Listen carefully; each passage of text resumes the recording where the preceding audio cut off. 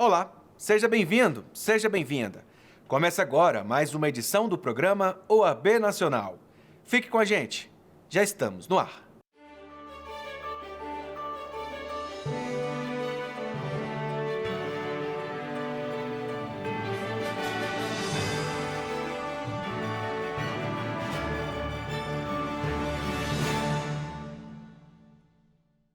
A Ordem dos Advogados do Brasil e a OAB de Alagoas realizaram na última semana o desagravo público à advogada alagoana Maricélia, vítima de disparos de arma de fogo no exercício legal da profissão, em frente ao Fórum do Bairro Duro, em Maceió. No ataque, o marido da advogada, José Benedito Alves, morreu ao tentar proteger a esposa. O caso aconteceu em março deste ano. Estamos aqui na cidade de Maceió, estado de Alagoas, no principal fórum da cidade, onde ocorreu um brutal crime que atentou contra as prerrogativas e os direitos da advocacia brasileira. Em consórcio do Conselho Federal da Ordem dos Advogados do Brasil, com a seccional da OAB de Alagoas, viemos aqui pugnar pela aplicação justa da lei e a condenação mais do que esperada e pedagógica para que crimes como tais não voltem a atentar contra a nossa advocacia. Este é um desagravo muito diferente. Nos meus 30 anos de profissão é a primeira vez que vamos realizar um desagravo cuja parte contrária é alguém da sociedade. E que esse desagravo marque de uma vez por todas uma grande campanha no Brasil contra a violência à mulher advogada, contra esta desvalorização, contra essas agressões que muitas mulheres advogadas estão sofrendo nas redes sociais e como aqui no estado do Alagoas, pessoalmente. É preciso, de uma vez por todas, conscientizar o Brasil do valor da advocacia. É preciso que se saiba que a advocacia, o advogado, a advogada representa você, cidadão, cidadã. E a Ordem dos Advogados do Brasil representa a advocacia. A nossa solidariedade, o nosso apoio incondicional e intransigente à doutora Maricélia e a todas as mulheres advogadas que vêm sofrendo violência pela sua atuação profissional. A OAB Nacional realizou no YouTube o webinar intitulado Fome, Segurança Alimentar, Nutrição e Agricultura Sustentável. O evento contou com a participação de advogados, especialistas em relações internacionais, parlamentares, cientistas políticos, representantes de embaixadas e de entidades de direitos humanos. Esses estão nos objetivos do segundo ODS da Agenda 2030 da ONU. E tivemos uma primeira reunião no começo desse ano com o deputado Newton Tato, do relatório Luz 2021. E temos alguns dados alarmantes neste primeiro encontro, através do relatório, que são 14 milhões de brasileiros desempregados, 39% das nossas escolas não têm saneamento básico, 5 milhões de meninos e meninas estão fora das escolas, e este dado é muito relevante, alarmante. Temos 19 milhões de brasileiros passando fome. Portanto, esse debate de hoje e essa reflexão com órgãos públicos, as autoridades constituídas e também a sociedade civil em conjunto, é essencial e fundamental para o avanço dessa questão. Portanto, entendemos, através da nossa comissão, que precisamos mais monitoramento, mais transparência e, evidentemente, quando se fala de fome, eu vou dar o exemplo da China, porque, através do Instituto Ibrachina, já fizemos alguns estudos e a China conseguiu reduzir a fome por muitos anos, um trabalho de evitar o desperdício alimentar. E, obviamente, que o Brasil tem uma posição estratégica neste assunto, uma vez que o Brasil é um grande produtor de commodities e o Brasil também tem uma coisa que muitos países não têm, que hoje é a segurança alimentar.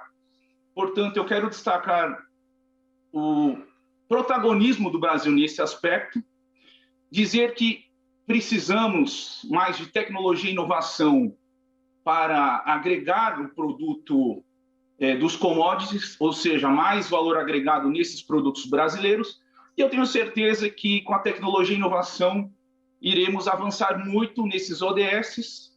Nós tivemos em 2015 o reconhecimento da ONU de ter saído do mapa da fome. Podemos dizer que no Brasil não tinha mais fome. Pois bem, hoje nós temos próximo de 20 milhões de pessoas que a gente não sabe se vai comer hoje. Pessoas que, como muitos aqui viram dias atrás, na fila de açougue para pegar osso.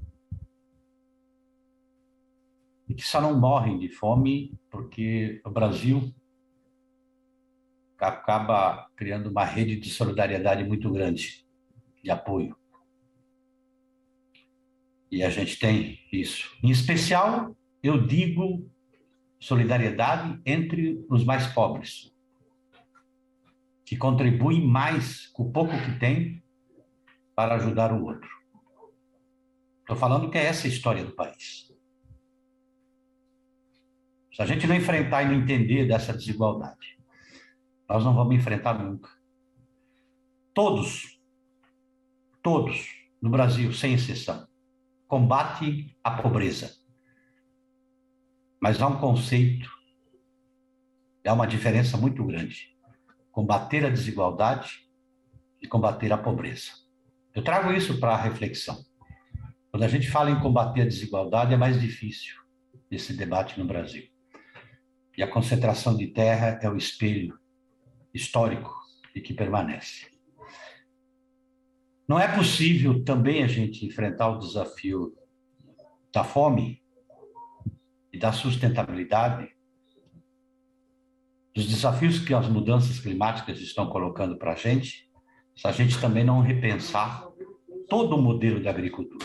Com todas as dificuldades que há, e com certeza elas existem, acredito na persuasão, acredito sobretudo na capacidade do agronegócio brasileiro de avançar, aparar arestas, buscar convergências e, acima de tudo, ampliar a força e a influência do Brasil no mundo. O meio ambiente é pauta da humanidade e já aprendemos isso.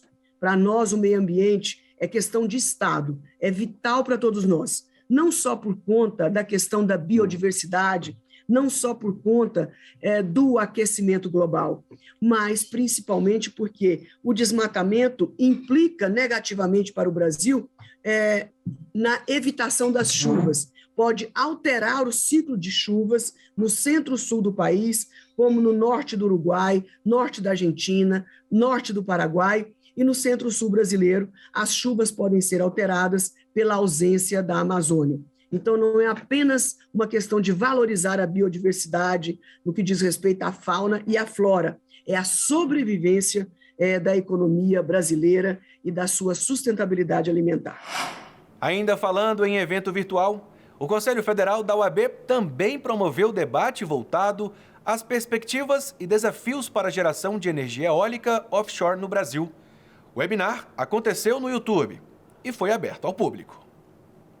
A nossa comissão, juntamente com a Comissão Especial de Assuntos Regulatórios, representados aqui pela doutora Daniela, e a Procuradoria Ambiental, vem atuando ativamente para a pauta relacionada ao setor energético nacional.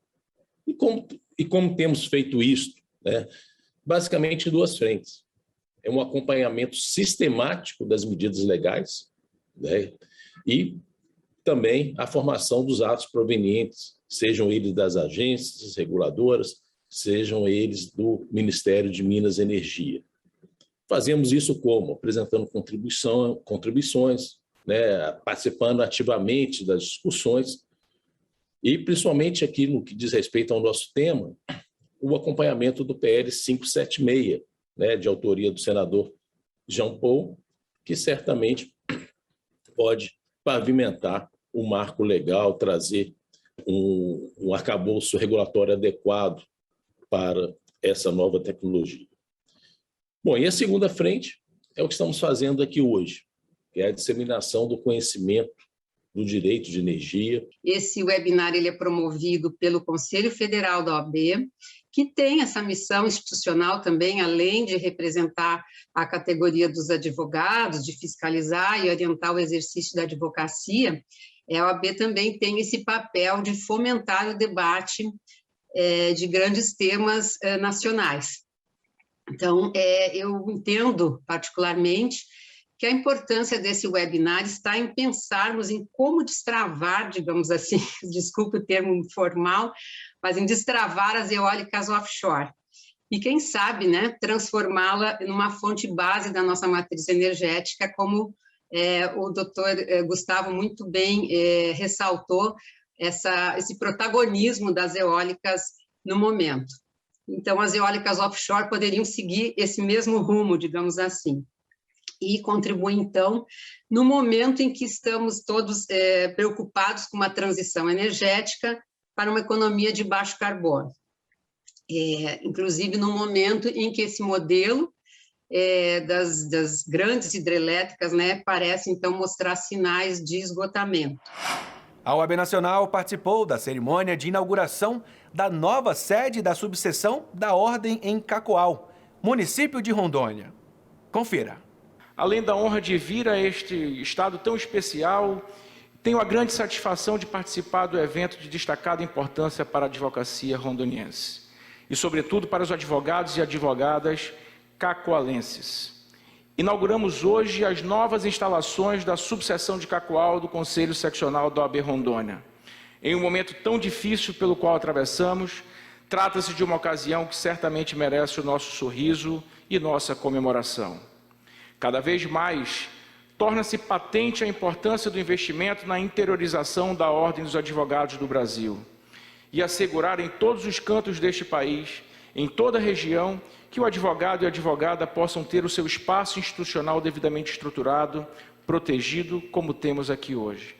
Na inauguração desta prestigiosa subseção, em que a grandeza do projeto nos orgulha enormemente e que integrará, a partir de agora, a beleza arquitetônica deste município e do estado de Rondônia. Seguramente todos nós comungamos do objetivo de assegurar a valorização da classe e de fazer avançar o Estado democrático de direito no Brasil, o que exige a plena capacitação técnica e intelectual daqueles que exercem a profissão de advogado. Como sabemos, o advogado é, acima de tudo, um defensor de direitos, da liberdade, da honra, do patrimônio, por vezes até mesmo da vida das pessoas.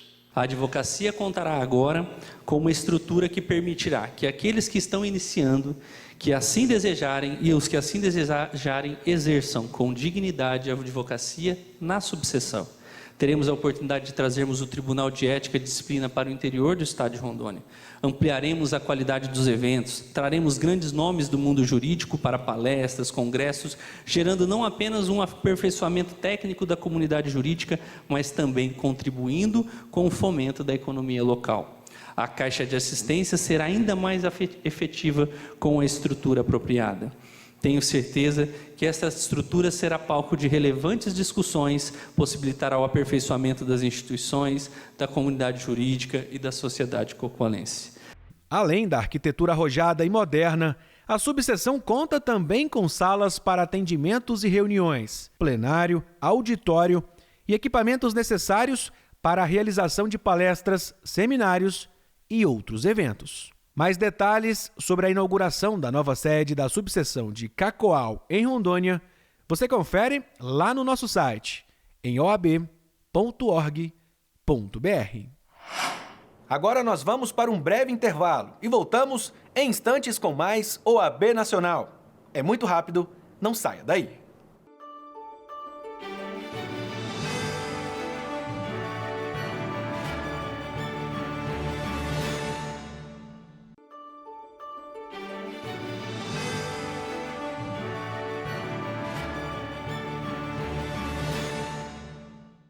O ex-presidente da República, advogado e constitucionalista Michel Temer, foi o convidado da última edição do programa Papo em Ordem, comandado pelo presidente nacional da OAB, Felipe Santa Cruz.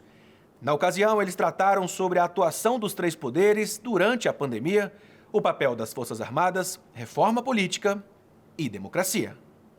Presidente, a advocacia tem no Brasil está inserida no seu DNA a luta pela democracia, pelo Estado Democrático de Direito. O senhor participou desse processo de reconstrução da democracia brasileira, foi um dos protagonistas desse processo. Como o senhor vê a nossa democracia hoje? Bom, eu vejo a tentativa, presidente, de muitos ataques à democracia, né? Eu vejo ataques pelos gestos interessantes, que não pelas palavras, porque pelas palavras, né, eu verifico sempre que há, digamos, manifestações de enaltecimento da democracia. Muitas vezes o que preocupa são os gestos que contrariam as palavras, né? Mas eu não vejo, com toda franqueza, presidente Felipe Santa Cruz, aquela coisa de achar, bom, nós vamos derrubar a democracia, né? Ou seja, vamos derrubar o texto constitucional. E o texto constitucional é pleno de dizeres democráticos, né? Eu não vejo como isto possa acontecer por variadíssimas razões. Uma delas, fundamental, é que nós, a consciência popular hoje, é muito reverente à hipótese da democracia e de uma democracia participativa. Eu não vejo como se poderia dar, digamos assim, uma derrota da democracia no nosso país. Eu penso dessa maneira. Presidente, a Ordem dos Advogados, ela teve que o Supremo garantir a competência concorrente de estados e municípios para o combate à Covid. Chegamos a mais de 560 mil mortos.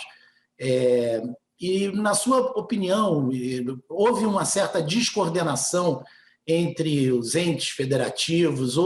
Há uma necessidade de se repensar, de certa forma, essa capacidade de diálogo na nossa federação? Sem dúvida alguma. Você sabe que o diálogo é fundamental na democracia, especialmente o diálogo, não é, Felipe, em função dos órgãos do poder, não só do poder orgânico, quer dizer, legislativo, executivo e judiciário, como do poder espacial, quer dizer, União, Estados, municípios e Distrito Federal. E veja que a Ordem agiu muito adequadamente quando foi pleitear a chamada competência concorrente. E, se me permite, nada mais fez, é interessante, né, Felipe, nós que somos da área jurídica, nós verificamos que muitas vezes se faz um grande barulho sem a leitura adequada do texto constitucional, porque o texto constitucional é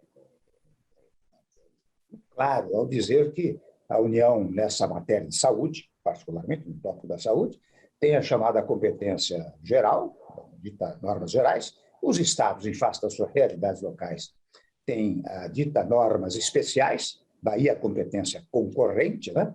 E, finalmente, os municípios, em face também das suas realidades locais, podem suplementar a legislação federal e a legislação estadual referente às normas gerais e às normas especiais. Isso está explicitado na Constituição, e você se lembra, ainda bem que a Ordem dos Advogados tomou essa providência, mas você se lembra do barulho que deu isso, como se houvesse dúvida em relação a essa matéria. E o Supremo, com a devida licença, nada mais fez do que aplicar aquilo que está literalmente estabelecido no texto constitucional. Agora, criou problemas, você tem razão, porque a divergência, né, criou os maiores embaraços. As pessoas não sabem bem como caminhar, o que fazer, porque algumas autoridades diziam uma coisa, outras autoridades diziam outras. Mas acho que essa medida da Ordem, patrocinada pelo Supremo, acolhida pelo Supremo, colocou um pouco de ordem na casa, né?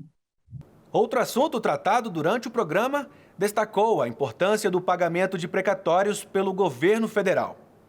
Acompanhe.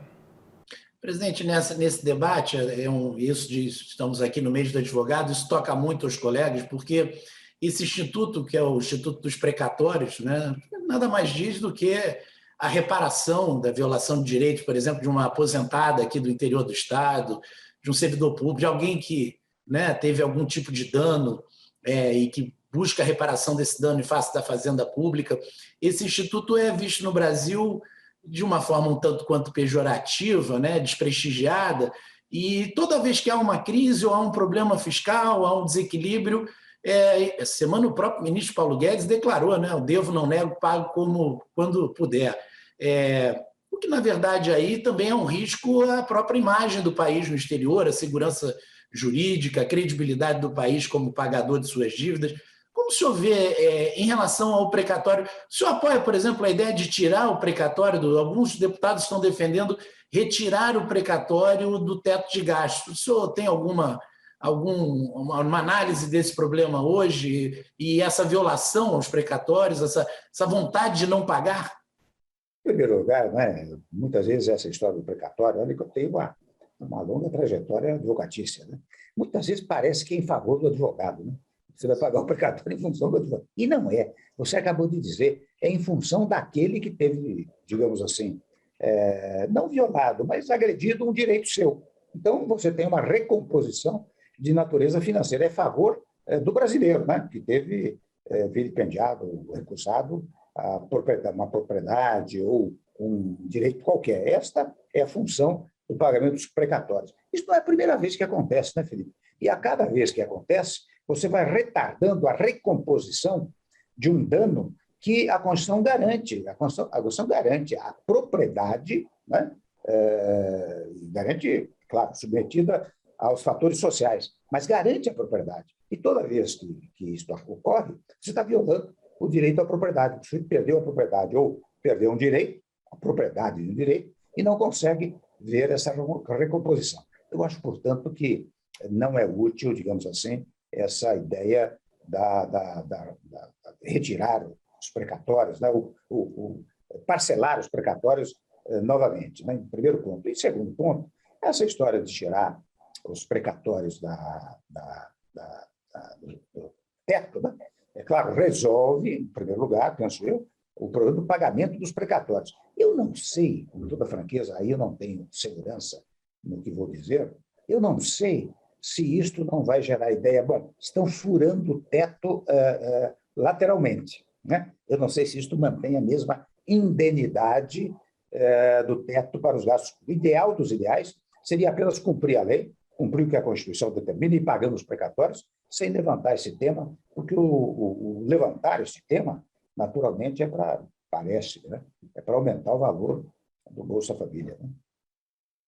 E o teto, por exemplo, anual, como disse o senhor, é um incentivo à desapropriação que não seja indenizada, né? O que traz uma insegurança enorme à população.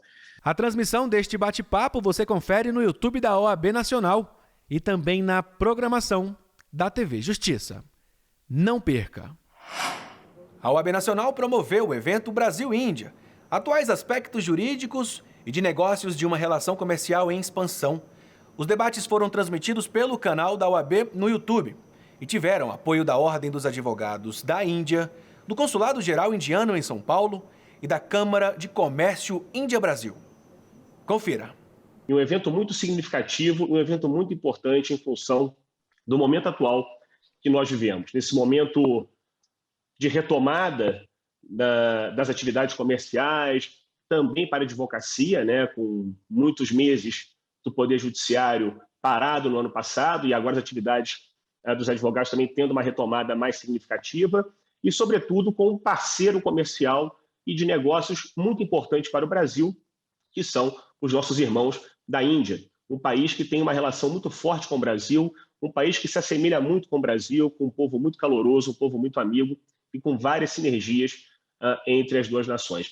Em 2021, nos primeiros 4 meses, a relação comercial entre Brasil e Índia aumentou nas exportações do Brasil para a Índia quase 24%, e da Índia para o Brasil as exportações tiveram um aumento de 25,9%, totalizando aí 2 bilhões tanto para o Brasil quanto para a Índia. Então, é uma relação muito importante, mas que tem um potencial de crescimento muito grande.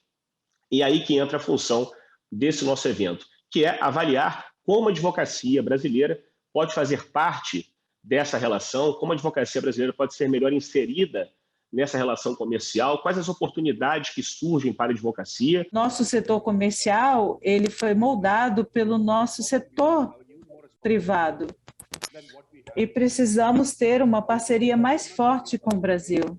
Nós estamos falando sobre o crescimento das nossas exportações da Índia para o Brasil e também as exportações do Brasil para a Índia estão crescendo, mas a coisa mais importante é criar parcerias. Precisamos criar boas parcerias. Precisamos ter uma presença maior no mercado brasileiro, não apenas como um player, mas como um colaborador, como um parceiro, e isso é muito importante. E é importante também reconhecermos que os desafios da Índia são muito semelhantes aos desafios brasileiros. E a Índia está crescendo muito. Nós vamos chegar a uma economia de 5 bilhões de dólares em breve, né, na nossa balança comercial. Se não for agora, vai ser em breve. E é muito bom termos o Brasil como um parceiro forte. Mudando de assunto, a OAB Nacional participou do julgamento no Supremo Tribunal Federal, que discute o marco temporal para a demarcação de terras indígenas no Brasil. A Corte vai definir se as demarcações precisam seguir o marco da Constituição Federal de 1988. A ordem atua no caso como amicus curiae, para auxiliar no enriquecimento do debate proposto nos autos. O Conselho Federal da Ordem dos Advogados do Brasil, provocado e aceitando a provocação de sua Comissão Especial de Defesa dos Direitos dos Povos Indígenas, comparecem nesses autos como amicus curiae e a Associação Brasileira de Antropologia, a associação científica mais antiga do Brasil, que conta, nesse momento, com apoio e a mobilização da Sociedade Brasileira do Progresso da Ciência e mais outras 63 associações científicas solidárias à posição que a Associação Brasileira de Antropologia pôde apresentar a Vossas Excelências como uma manifestação analisando, as condições e as circunstâncias da ocupação do espaço territorial pelo povo Xoklen. Na realidade,